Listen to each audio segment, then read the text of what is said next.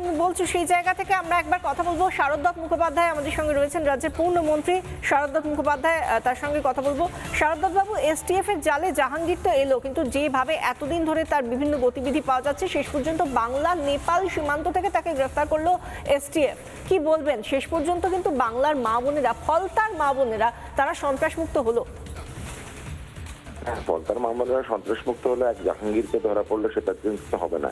এই জাহাঙ্গীর কিন্তু তার যার সব বন্ধু বান্ধব আছে, তার ছোট নেতারা আছে, তাদেরকেও ধরতে হবে। অসুবিধাটা কি হয় জানেন তো, একটা বড় নেতা চলে যায়, বাকিরা কিন্তু সেই সন্ত্রাসটা চোরাগোপ্তা চালিয়ে যায়। আমরা সেটা শাহজাহানের ক্ষেত্রে দেখেছি। শাহজাহান জেল থেকে গতকাল হুমকি দিয়েছে, তার জন্য একটি বাড়ি দখল করেছে জেল থেকে, ভাবুন।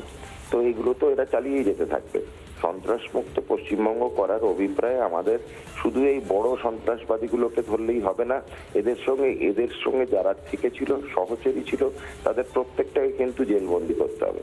মাননীয় মুখ্যমন্ত্রী শুভেন্দু অধিকারীজি যেটা বলেছেন সেটাই সত্যি, আমাদের জেল বড় করতে হবে। এই ছোট জেলে আর রেখে দিতে পারবো না, জেল বড় করতে হবে। এই প্রত্যেকটিকে ধরে জেলে না হলে পশ্চিমবঙ্গের মানুষ কিন্তু শান্তিতে বাঁচতে পারবে না।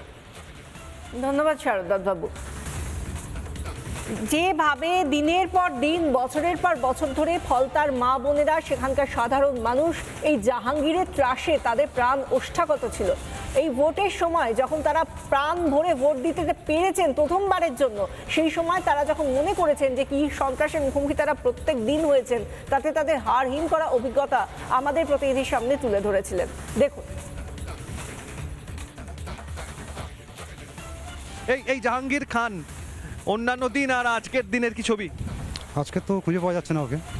তো প্রচণ্ড অত্যাচার করেছে সাধারণ মানুষকে। আমার বাড়ির সামনেই বাড়ি, আমার এই মোড়ের সামনেই বাড়ি আমার।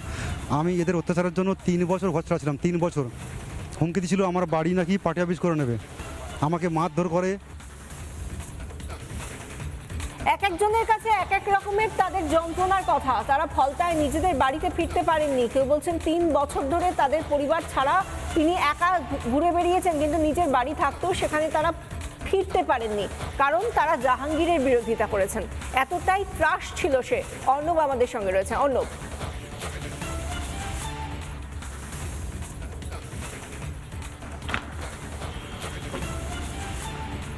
দেখো, একবারেই জাহাঙ্গীর খান তার যে বিভিন্ন রকমের যে কার্যকলাপ যদি দেখা যায়, বিভিন্ন লোকের যারা জমি ছিল সেই জমি সে দখল করেছিল, সেই জমি অবৈধভাবে দখল করে মানুষকে ভোট দিতে যেতে দেয়নি, ফলতার মা বোনেদের উপর অত্যাচার চালিয়েছে জাহাঙ্গীরের বাহিনী। তাই একাধিক অভিযোগ কিন্তু রিপাবলিক বাংলার ক্যামেরার সামনে তুলে ধরেছিলেন ফলতাবাসী। এবং সেই জায়গা থেকে দাঁড়িয়ে যদি এই মুহূর্তে ব্যারাকপুরের বিজেপি বিধায়ক কৌস্তব বাগচি আমাদের সঙ্গে রয়েছেন। কৌস্তব, আমরা দেখতে পাচ্ছি যে এসটিএফ এর জালে জাহাঙ্গীর খান ধরা পড়লো, কিন্তু সত্যি আমি কিছুক্ষণ আগে শারদ দত্ত মুখোপাধ্যায়ের সঙ্গে কথা বলছিলাম, তিনি বলছিলেন যে বড় বড় নামগুলো সামনে আসছে, তাদের গ্রেফতারিটা বড় খবর হয়ে দাঁড়াচ্ছে, কিন্তু যত সন্ত্রাসী এই তৃণমূলীরা রয়েছে তাদের প্রত্যেককে জেলে পড়তে হবে। আপনি কি বলছেন? আপনার কি মনে হয়, জাহাঙ্গীরই কি শেষ কথা, নাকি আরো অনেকে রয়েছে রাজ্য জুড়ে? প্রথমেই শুভেন্দু অধিকারী মহাশয়, রাজ্যের মুখ্যমন্ত্রীকে ধন্যবাদ। তিনি দ্রুততার সাথে এই কাজগুলো সম্পন্ন করছেন, না হলে এরা সব বাংলাদেশ পালিয়ে যেত। এরা এখনো অব্দি এখানে আছে, মোটামুটি যতটা তাড়াতাড়ি সম্ভব এই বিষয়গুলো করে ফেলাতে এরা বাংলাদেশ পালানোর সুযোগটা পাচ্ছে না। তাই শুভেন্দু অধিকারী মহাশয়কে ধন্যবাদ। পিসি ভাইপো এদের সবই ঢুকবে, আজ না হোক কাল। কারণ এদের যা অন্যায়, এদের যা অত্যাচার, এরা যা বেআইনি কার্যকলাপের সাথে লিপ্ত ছিল, এরা কেউ বাঁচবে না। এদের সব এই মানে আমি আগেও বলেছি, চোর মানেই তৃণমূল, তৃণমূল মানেই চোর। বেআইনি কার্যকলাপের সাথে লিপ্ত প্রতিটা মানুষের সাথেই তৃণমূলের একটা ট্যাগ আছে। তো সেই ক্ষেত্রে সবার ক্ষেত্রেই হবে, এটা আলাদা করে কিছু নয়। যাই হোক, ডায়মন্ড হারবার মডেল যে এই গ্যাস বেলুনটা ফুলিয়ে রেখেছিল সেগুলো ফাঁস হয়ে গেছে, একটা টোকাতেই সেটা একদম অত বড় তাসের ঘরের মতন একটা প্রাসাদ ভেঙে পড়ছে। এটাই দেখে ভালো লাগছে। ধন্যবাদ কৌস্তব। গতকাল রাতে গ্রেফতার জাহাঙ্গীর, অবশেষে খেল খতম হলো পুষ্পার, স্বঘোষিত পুষ্পার। কিন্তু এই পুষ্পাকে জেলে ভরা হলো, যে কিনা বলেছিল যে সে নাকি ঝুঁকবেই না। আমাদের সঙ্গে রয়েছেন রাজ্যের মন্ত্রী ইন্দ্রনীল খাঁ টেলিফোন লাইনে। ইন্দ্রনীল বাবু, আপনার কাছ থেকে যে বিষয়টা জানতে চাইবো, যে দেখুন এই জাহাঙ্গীর কবে ধরা পড়বে এই একটা বিষয় তো ছিলই, কিন্তু সেখানকার মহিলারা, সেখানকার মহিলারা যে দীর্ঘদিন ধরে অত্যাচারের মুখোমুখি হয়েছেন, সন্ত্রাসের মুখোমুখি হয়েছেন, সেখানকার মানুষ বছরের পর বছর ভোট গেছে কিন্তু তারা ভোটের বুথমুখী হতে পারেননি।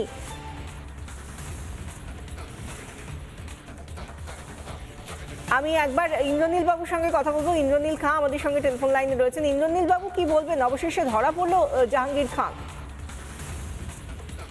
দেখুন, সিনেমার পুষ্পাই হোক আর বাস্তবের পুষ্পাই হোক, সে শাহজাহান হোক আর জাহাঙ্গীরই হোক, মাফিয়াদের কোনো স্থান আজকের পশ্চিমবঙ্গে নেই। যারা দিনের পর দিন ধরে তোলাবাজি করেছে, রাজনৈতিক সন্ত্রাস করেছে, তাদের স্থান আজকের পশ্চিমবঙ্গে নেই। তারা যেখানে খুশি পালাবার চেষ্টা করুক, বাংলাদেশ হোক, আফগানিস্তান হোক, পাকিস্তান হোক, নেপাল হোক, তাদের পশ্চিমবঙ্গ পুলিশের জালে তারা ধরা পড়বেই। কারণ সম্মানীয় মুখ্যমন্ত্রী শ্রী শুভেন্দু অধিকারী মহাশয় পরিষ্কার বার্তা দিয়েছেন যে পশ্চিমবঙ্গের মানুষ ভয়মুক্ত পশ্চিমবঙ্গের জন্য আমাদের ভোট দিয়েছেন, সন্ত্রাস মুক্ত পশ্চিমবঙ্গের জন্য ভোট দিয়েছেন এবং একটা সিন্ডিকেট মুক্ত, মাফিয়া মুক্ত পশ্চিমবঙ্গ চেয়েছেন এবং মানুষের এই ইচ্ছাকে তিনি বাস্তবে রূপায়িত করার জন্য সর্বদা জাগ্রত হয়ে থাকবেন। ধন্যবাদ ইন্দ্রনীল বাবু। ইন্দ্রনীল খাঁ রাজ্যের মন্ত্রী আমাদের সঙ্গে ছিলেন এবং যেটা বলছেন যে এ রাজ্যে আর কোনো সন্ত্রাসীর কোনো জায়গা নেই। এই যে সন্ত্রাস, জাহাঙ্গীর খানের সন্ত্রাস, সেটা শুধু সেখানকার জনতার সঙ্গে স্বাভাবিক একরকম সন্ত্রাস তা নয়, সেখানকার মা বোনেরা টিকতে পারতো না তার হুমকি, তার অত্যাচারের জন্য। আমাদের প্রতিনিধির সামনে যে একের পর এক বিবরণ তুলে ধরেছিলেন সেখানকার মা বোনেরা, ফলতার মা বোনেরা, শুনুন।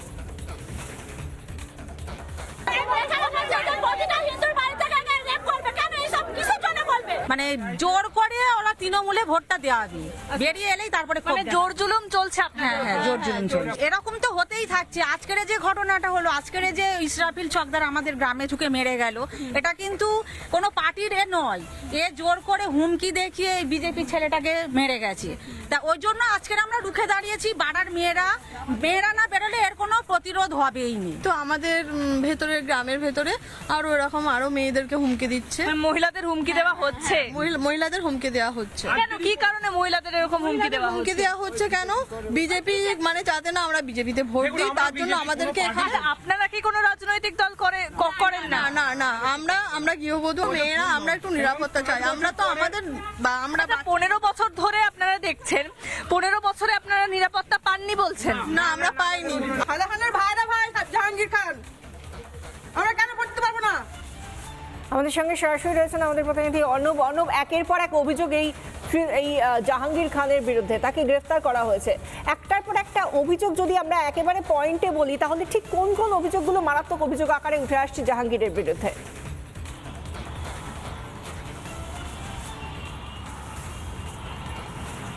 দেখো, সব থেকে যেটা গুরুত্বপূর্ণ অভিযোগ হচ্ছে মানুষকে ভোট দিতে না দেওয়া, অর্থাৎ তাদের যে গণতান্ত্রিক অধিকার, সেই অধিকার তারা দিতে পারেননি, সেই বিষয়গুলো যেমন রয়েছে।